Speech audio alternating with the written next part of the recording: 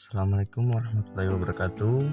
Pada pertemuan kali ini kita membahas materi mengenai sistem otot atau miologi. Pengertian dari otot adalah jaringan dalam tubuh manusia yang berfungsi sebagai alat gerak aktif yang menggerakkan tulang. Sistem otot atau muscular system memiliki struktur dan fungsi. Yang pertama, sistem otot terdiri dari otot, fascia, sendi, tendons, dan ligamen. Struktur sistem ini secara bersamaan menjalankan fungsi penopang postur dan gerak tubuh.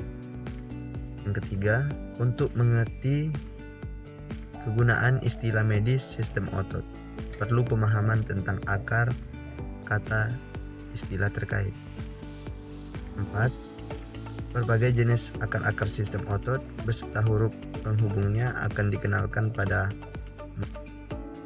Nah, kemudian berikut gambar dari otot yang jika diperbesar akan menampilkan hasil seperti ini. Otot skelet akan menempel ke tulang melalui tendon. Dan kemudian setiap organ otot skelet akan dibungkus oleh yang namanya epimysium. Epimysium ini adalah bagian terluar dari otot skelet.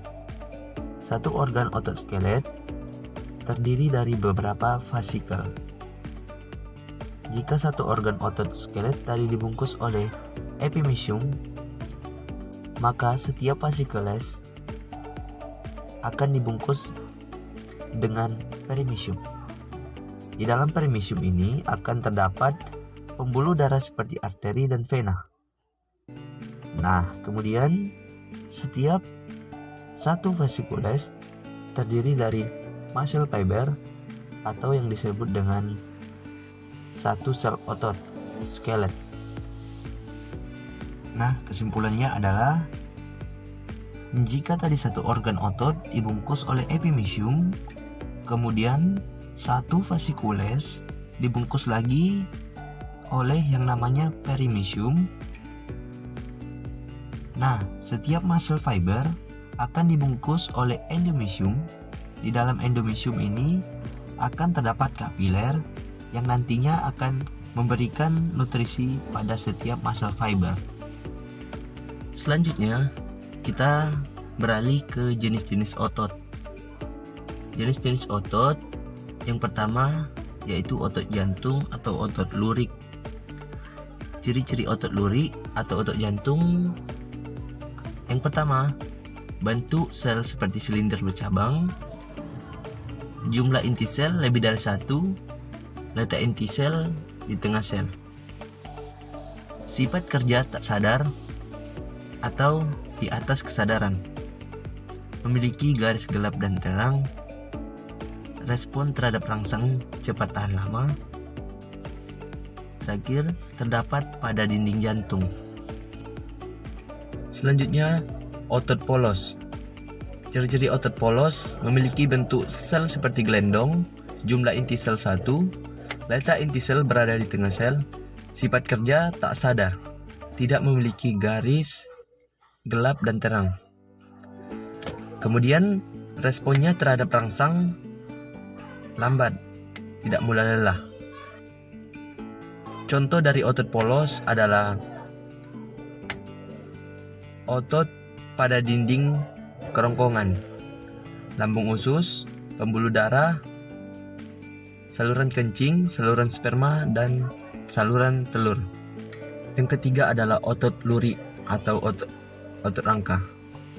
Ciri-ciri otot lurik memiliki bentuk seperti silinder tak bercabang, jumlah inti sel lebih dari satu, letak inti sel di tepi sel.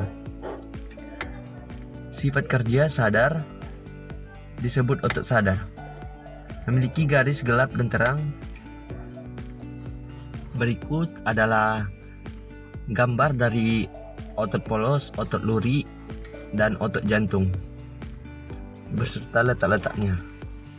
Bisa kita perhatikan otot polos berada di bagian usus. Yang kedua, otot luri atau rangka berada di bagian lengan. Dan yang ketiga, otot jantung berada di jantung. Kemudian pembahasan selanjutnya adalah mekanisme kerja otot. Otot dikatakan bekerja jika otot mengalami kontraksi. Nah, jika otot berkontraksi, maka otot akan mengalami pengerasan, memendek, dan bagian tengahnya menggembung. Berdasarkan tujuan kerjanya, otot dibedakan menjadi otot antagonis dan otot sinergis. Untuk menggerakkan tulang dari satu posisi ke posisi yang lain dan kemudian kembali ke posisi semula, diperlukan paling sedikit 2 otot dengan tujuan kerja yang berbeda. Yang terakhir, kontraksi satu otot hanya untuk menggerakkan tulang ke satu arah. Mekanisme kontraksi otot. Agar terjadi respon, maka besarnya pacu minimal sama dengan nilai ambang. Kemudian, kontraksi otot akan terjadi bila mendapatkan rangsang dengan kekuatan tertentu yang dikenal dengan nilai ambang. Langkah-langkah kontraksi otot. Pelepasan muatan dari neuron motorik. Kedua, pembangkitan potensial aksi pada serabut otot. 3. Pelepasan transmitter atau asetilkolin pada lempeng ujung motorik atau motor end plate. Penyebaran dipolarisasi ke dalam sepanjang sel uran. Pembangkitan potensial lempeng ujung. Selanjutnya, pembebasan ion Ca dari retikulum sarkoplasma dan difusi Ca ke filamen kasar dan halus. Pembentukan ikatan melintang antara aktin dan miosin dan pergeseran pada filamen kasar yang menyebabkan pemendekan. Yang ketiga, pengikatan Ca pada troporin C membebaskan daerah pengikatan miosin pada aktin. Berikut adalah gambar dari kontraksi otot. Kemudian, energi kerja otot. Reaksi aerob memerlukan oksigen bebas. Berikut adalah gambarnya.